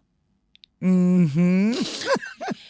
Isso mesmo! A minha mãe E também não ia me gostar de te ouvir essa parte. Yeah, por isso é que eu já não estou a dizer, já estou a cortar. Mas eu sou mesmo, Yeah. com os meus quilos, com o meu... Quero Uhum. lá saber do que tu pensas a meu respeito. Com certeza. E é isto que as pessoas têm que buscar hoje. A nossa saúde mental está aí. Buscar entender-nos, quem somos nós, o que é que nos Sim. dá prazer, Uhum. aceitar que somos falhos, ser empáticos primeiro connosco. Nós somos Conosco. connosco, Sim. por que é que não somos com o outro? Sim. Então, assim, jeito mesmo de conclusão, infelizmente. Já! Diz-me que conselho tu dás às pessoas, deixas hoje às pessoas a esse respeito, sobre esta fase que nós estamos a viver, o julgamento ao próximo, vivermos a apontar o dedo, a falta de empatia. Nós estamos todos doentes, Ana. Eu vou apanhar um bocadinho que nós já estávamos a falar, principalmente sobre o amor próprio. Se calhar a hora que olhas ali, faz aquele teu olhar, depois e olhas ali para a câmara, para as pessoas entenderem mesmo. Eu vou apanhar um bocadinho o que nós estávamos a falar sobre o amor próprio. Mas fica difícil olhar na câmara e olhar para E olhar para mim, não é? Queres olhar para mim? É que tu és tão linda que eu quero olhar para ti. Uau! Recebo e agradeço. É perceber, acima de tudo, que sem a gente fazer o cuidado da nossa saúde mental, nós não temos como oferecer nada a ninguém. Se nós não nos cuidarmos primeiro, se nós não nos colocarmos em primeiro lugar em termos de cuidado, quando eu falo isso em termos de cuidado, porque o amar ao próximo é lei, é fundamental e é bíblico, mas o amar a si mesmo, acima de tudo, é primordial. Porque quando a gente se ama, a gente vai ficar distante de coisas que nos machucam, de coisas que nos fazem mal. A gente não, prioridade, não vai pôr no nosso corpo nada que afeta. A gente vai cuidar do nosso corpo também. A gente vai cuidar de todas essas áreas que são necessárias para que então essa saúde mental seja eficaz e seja presente na nossa vida. A tua criança, como é que está? Está bem cuidada? Muito. Eu sou uma moleca, como os brasileiros chamam. E não abro mão de ser. Não abro mão de ser porque todos nós precisamos de ter o nosso momento de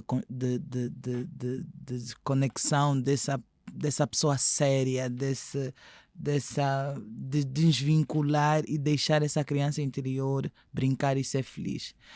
E como a passagem bíblica que diz que deixai as crianças vir, porque dos tais é o reino dos céus. Então, querendo ou não, você tem que ter uma criança dentro de ti para poder entrar no céu. Temos. O não, problema porque é tem cuidarmos não, dela. Tem ela pessoas está que lá. acham que não devem, porque não pode, porque temos que Está ser lá, adulto. não está a ser bem cuidada. É necessário. Não, então, ser feliz, brinca, se diverte, cuida dessa criança de maneira mais amigável possível, mais tranquila possível e, acima de tudo, viva para viver. Ok, boa. Tua filhota, como é que ela encara essas coisas todas? Olha, a minha comadre, conforme eu lhe chamo às vezes, olha, graças a Deus a Elisama é uma criança que aprendeu desde muito cedo a ouvir sobre saúde mental, que eu fiz questão de conversar e ensiná-la sobre isso. Ela tem uma forma de encarar a vida, acho que diferente por ter a mãe que tem, então ela sabe que nós todos erramos, nós devemos reconhecer os nossos erros e não continuar nos próprios erros. Então é necessário a gente se perdoar e a gente não falou sobre isso. Então ainda bem que perdão, o perdão. para mim mesmo. Eu Fundamental. tive que aprender a me perdoar para não deixar que as falácias ou mesmo a acusação de outras pessoas me machucassem e que isso não transbordassem sobre ela. Graças a Deus ela é Poder muito... do perdão. Ainda bem que tocaste nesse assunto, é essencial. Nós temos que nos perdoar e perdoar os demais à nossa volta. E foi essencial para mim porque se eu não tivesse me perdoado, eu não teria essa capacidade de hoje falar sobre o assunto abertamente e poder ter essa resiliência de encarar os factos e as consequências que elas trouxeram, porque todo o fruto da tensão alta e de todo o processo que a gente falou aqui vem também do uso excessivo de drogas, do próprio cigarro em si, que eu fumei muitos anos também. Então, todas essas consequências, quando tu começas a tê-las, fruto dos erros que tu fizeste, se tu não te perdoas a ti mesma, tu vais ter um autojulgo sobre ti tão grande que acabas tendo problemas muito sérios, vais ficar muito triste constantemente, uma pessoa muito deprimida, muito para baixo, e essa felicidade que a gente pode transbordar aqui hoje com certeza não vai existir. Pois. Mas resumindo, Elisa, meu amor. Beijinhos. É minha bússola que ela Elisama, beijinho Elisama grande Miriam. para ti. Eu percebi logo desde o início o porquê de tu estares aqui hoje. E eu vou continuar a seguir chamem-lhe do que quiserem, essa energia, esse feeling, a voz de Deus, eu Amém. acredito, porque tinha tudo para não ser. Eu recebo várias mensagens e não consigo responder a todas, aliás, a todas, e por algum motivo eu respondi à tua. Deus sabe E quando tu todas as disseste, coisas. preciso mandar alguma coisa, algum comprovativo, eu disse Me logo, lembro. não precisa nada. Eu Lembro, sim. senti aqui alguma coisa e eu percebo que onde a gente foca realmente expande. E eu tenho, nós dizemos o mundo é mau, só tem pessoas más e tudo está mau. Eu tenho estado a focar naquilo que é o amor de Deus e Ele tem retribuído de formas incontáveis. Amém. Tem-me conectado com pessoas que a minha vista não consegue alcançar, mas a minha visão sabe o porquê de me Amém. levar para os sítios. Amém. Mesmo sem eu saber o porquê destas coisas, elas têm acontecido de forma espetacular. E Deus faz tu és essas mais coisas. uma prova disto. E uma das coisas... Obrigada, já agora. E uma das coisas que podemos tirar disso também é essa questão. Quem a gente tem à nossa volta. Exatamente. As energias que essas pessoas emanam. Porque por mais que a gente falou aqui de muitos assuntos trágicos, pesados, coisas negativas, eu espero, pelo menos, ter passado de alguma forma algo muito positivo para as pessoas entenderem que, ok, é passado. Por isso é que o nome está mesmo. Está lá no passado. E por ser passado, hoje não tem que ser algo que tem que nos martirizar ou nos envergonhar. Pelo contrário, tem que ser, conforme tu disseste na frase, tem que ser a escada que a gente vai subir. Que vais E podes ter a certeza que eu fico muito feliz e muito grata e continua nesse feeling porque pessoas positivas com certeza atraem outras pessoas positivas. E nós somos duas pessoas positivas. Não, eu tenho um defeito muito grande. Eu sou muito confiançuda, sou muito aparecedora. Assim já te agarrei mesmo, já não te largo mais. Olha, Já vou aparecer, vamos aparecer lá nós na não somos Chombela, irmãs nem né? Eu acho. Somos parecidas assim. E vou dizer, a mim emocionou-me perceber, tu viste contar a tua história aqui, deu-me certeza que eu estou no caminho certo. Amém. Ouvir a tua história na primeira pessoa mostrou-me. Eu, quando fui contar aquilo, foi como. Para mim já era um assunto resolvido, então tranquilo. Aquilo que as pessoas fossem dizer, para mim, de verdade, não ia fazer. Chocou-me a forma como a minha família recebeu, né? Apesar de saberem, porque assim, a nossa história está envolvida na história de outras pessoas, né? E é difícil tu contares a tua história sem contar a dos outros. E a forma como tu resolveste para ti não significa que os outros também já resolveram resolverem, temos de ter esse cuidado. Sim. Mas para mim foi libertar-me. Por quê? Porque era como se eu digo sempre, a síndrome da impostora. Estás aqui armada em coisa, mas olha, estás ali com isso ainda debaixo dos panos. Dos panos, como se alguém fosse buscar. E que contasse em algum momento, alguém vai dizer alguma coisa. Exatamente. Então, assim, eu vou contar a minha história na primeira pessoa. Depois disso já não tem mais nada. Ninguém pode tem acusar mais nada. Porque eu já disse, já contei, já te tirei esse trunfo sobre mim. Eu já falei tudo. Já tirei isso, não podes vir fazer chantagem, não podes fazer nada, já está escancarado. Então vir contar, foi isso que me emocionou, dizer não, era realmente, porque a gente às vezes fica na dúvida, né? Devo, não devo fazer. Sim. E perceber que não estou sozinha neste processo é libertador.